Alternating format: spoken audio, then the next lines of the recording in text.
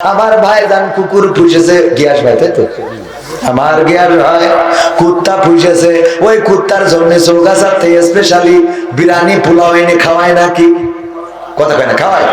যে কুকুর পোষে সে কখনো পোলাও বিরিয়ানি খাওয়ায় না, বরং বাড়িতে উচ্ছিষ্ট থাকা মুরগির হাড়, গরুর হাড় যা খাইতে আর পারে নাই যতটুকু পারিল চাবাইলো, যেইটুকু আর চাবাইয়ে নেটওয়ার্কের মধ্যে নিতে পারেনি ওইটা বাইরে দিয়েছে।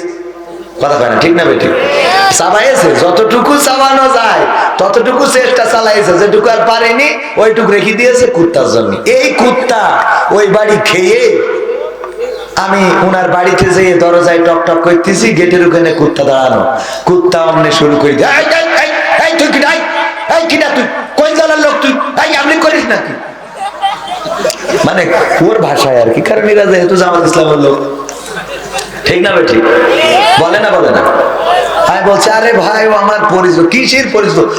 তুই কিনা, তুই আপনি কেন এরা, তোরা তো বড় সাহস দেশ কিনা, কোথাকার কিনা তুই? পরে উনি বুঝতে পেরেছে বাড়িতে লোক এসেছে, তো আমার গিয়াস ভাই এসে দরজা খুলি দেখে আমি। তো তারপরে কুকুরি তুই আসবি কেন, আমার মালিককে ডিস্টার্ব করতে আসছিস? ও তখন গিয়াস ভাই বলছে চুপ থাক। কুত্তা বলতে পেরিস আমার ভুল হয়ে গেছে। বোঝে না? বোঝে না? এরপরে আর কুকুর একবারও কি বলে যে তুই কিনা বলে? বরং কুকুর কি করে, ভুল হয়ে যাওয়ার কারণে বারবার দুটি পা সামনে মাটিতে আশ্রয় আর বলে আমার ভুল হয়ে গেছে, আমার ভুল হয়ে গেছে, ভুল হয়ে গেছে। বলে না? বলে না? এটা মালিকের কি খাইলো, কিছু হাড়, কিছু উচ্ছিষ্ট, কিছু বাদ দেওয়া খাবার। তারপরে গিয়ার ভাইয়ের বাচ্চা পায়খানা করতিস, ও খাইছে। খায় না? খায় না? ও খায়। এইগুলো খেয়ে গু ছাই ভস্য, এইগুলো খেয়ে সারাটা রাত গেটে বসে পাহারা দেয়। বাড়ি যদি চোর ঢোকে, আমারে না হয় চিনলো, যদি চোর হয় আর মালিক যদি বোঝে যে এটা চোর, অমনি দৌড়ে যে লাঠি আনতে যায়, ও মালিক লাঠি আনার আগে কুকুরও ধরে নিয়ে বাগানে চলে যায়। ঠিক না ভাই? ঠিক। কারণ ও বোঝে যে আমি আজকে রাইট কাজ করেছি। এই চোর, তুই কোথা থেকে আসিস? আজকে খেলা হবে। ঠিক না বেঠে? কোথায় গেল এমপিরা সব, কোথায় গেল মন্ত্রীরা সব, কোথায় কাদের কাকা? তাদের ছাড়া দেশটা এখন লাগে ফাঁকা ফাঁকা। পালাবো না, প্রয়োজন হলে ফখরুলের বাসায় গিয়ে। ঠিক না বেঠি? পালাবে না, পালাবে না, যাই না তবু দেখা। পালাবে না, পালাবে না, যাই না তবু দেখা। তাদের ছাড়া দেশটা এখন লাগে ফাঁকা ফাঁকা, ওদের ছাড়া দেশটা এখন লাগে ফাঁকা ফাঁকা। আইন মন্ত্রী আটকে গেল আইনেরই ফাঁকে, দাড়ি ছাড়া দরবেশের ভণ্ড ভণ্ড লাগে। ঠিক না বেঠে? যারা ঠিক বললেন তারা বুঝলাম আমাদের গো, আর যারা ঠিক বলবে না বোঝা যাবে না রে। ঠিক না বেঠে? আইন মন্ত্রী আটকে গেল আইনেরই ফাঁকে, দাড়ি ছাড়া দরবেশের ভণ্ড ভণ্ড লাগে। শুনছি কত নেতা নেত্রী খাইতেছে ভাই ডান্ডা, বিচারপতি কালামানিকের ফাটিয়েছে আন্ডা।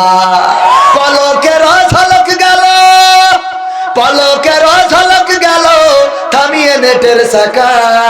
তাদের ছাড়া দেশটা এখন লাগে ফাঁকা ফাঁকা, ওদের ছাড়া দেশটা এখন লাগে ফাঁকা ফাঁকা। কই গেল সেই সংসদেতে মমতাজের গান, কোথায় গেল হযরত বলা শামীম ওসমান? কথা কয় না?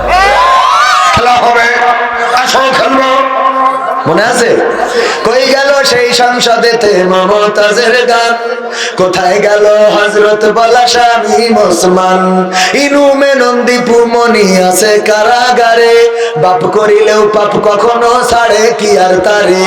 কোথায় গেল স্পিকারে, কোথায় গেল স্পিকার? সরকারের দৃষ্টি আঁকা বাঁকা, তাদের ছাড়া দেশটা এখন লাগে ফাঁকা ফাঁকা, ওদের ছাড়া দেশটা এখন লাগে ফাঁকা ফাঁকা।